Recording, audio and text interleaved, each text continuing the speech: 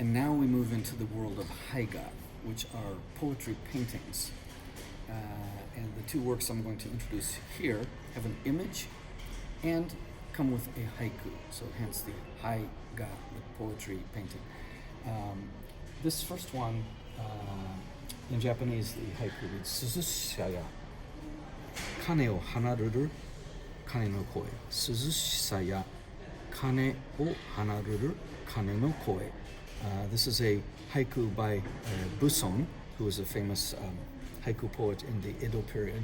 And then I painted the temple bell, which is a kane, above it, and you can see it it's almost as if the sound is coming out of the bell and dropping down into this into the space and carried off into the distance and the coolness. And one feature of haiku is that you have something called the yoin, or fading note. In other words, you get this 575 syllables, the world's shortest literature, but it leaves an impression that sticks with you and recreates the moment. Just captures the moment and then recreates it. And then you have this amazing culture of haiku, which, again, with the Haiga, is something you can appreciate. Now, something happened quite recently in Japan. There was a temple in Hokkaido, in Sapporo, and at the end of the year, the temple bells always ring 108 times to represent the cleansing of the 108 sins. You thought 7 sins was a lot. Well, in Buddhism, they refer to 108 sins.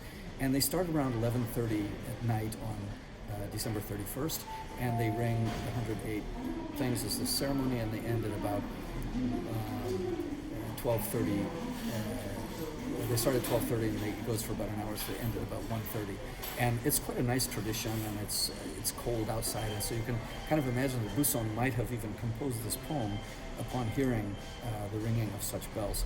But what happened recently at a temple near in Hokkaido, in Sapporo, is one of the neighbors complained that this sound was annoying, and he complained so loudly that the temple actually ended this hundreds and hundreds of years old tradition and stopped playing the bells. So he silenced the bells, not only for himself but for everyone else, which I think is really a tragic indication of how low the level of awareness and aesthetics has sunk for some people. And the problem is that a lot of people would have enjoyed it, but just for the sake of this one person, they stopped this wonderful tradition. I hope that doesn't spread. The other thing is that person who complained, once the bells are gone, I'm quite sure that he will complain about the neighbor's kids or something else. There's always going to be something, because the problem was in his mind and not in the air. So we want to use Haiga to kind of revive this aesthetic tradition and the sensibilities that people could really appreciate nature through haiku. And to me, Haiga is a wonderful way to do this. It's also more approachable because you have an image rather than just suddenly encountering the calligraphy, which you may not be able to read. And also, I've added a translation with the Japanese and the English, which is not often done in calligraphy exhibitions, so that it's just more accessible for people, rather than just saying, oh, that looks nice, but I have no idea what it says. Okay. Now, there's another one that I did in this same, this Haiga tradition. This is right next to it.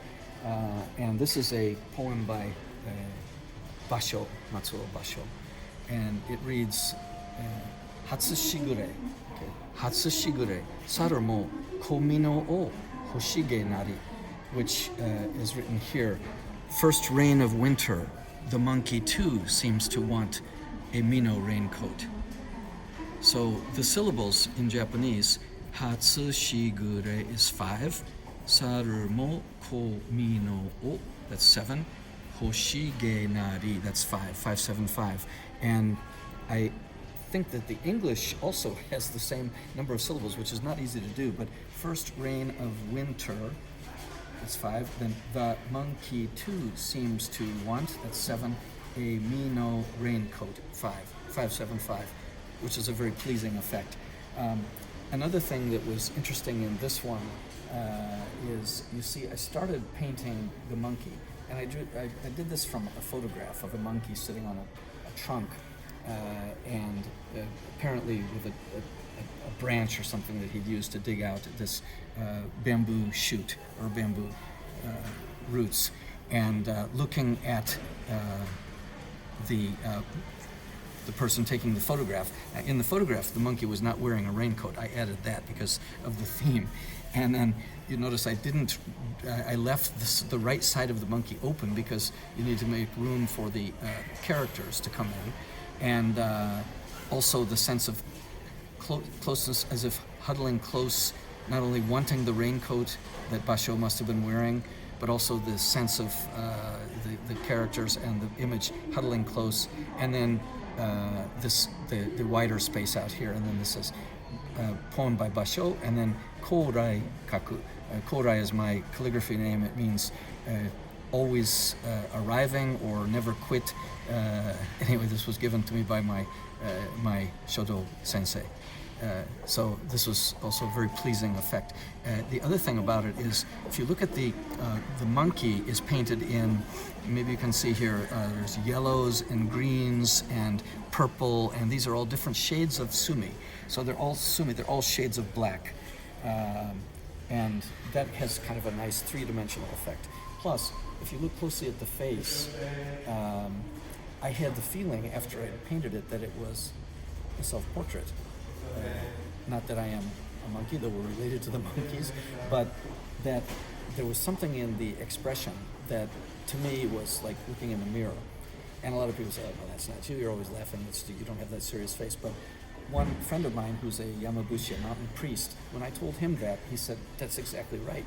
And that is one face that represents the William Reed who has done calligraphy for 47 years, who has stuck with Aikido for the same period of time, and is very, very serious about the discipline. And obviously also when you're concentrating, you have a more serious intent. But when he said that, I thought, well, that's really interesting. He actually could see the same thing that I did, that it was, in a sense, a self-portrait. And in effect, any kind of art or painting that you do is a portrait of the artist. So this, again, was a very pleasing piece. And I want to do more with Haiga and Haiku poetry paintings, and introduce them not only in Japanese but in English, and using the imagery and the rhythm of haiku to help you encounter and go deeply into not only nature as we know it, but your own inner nature.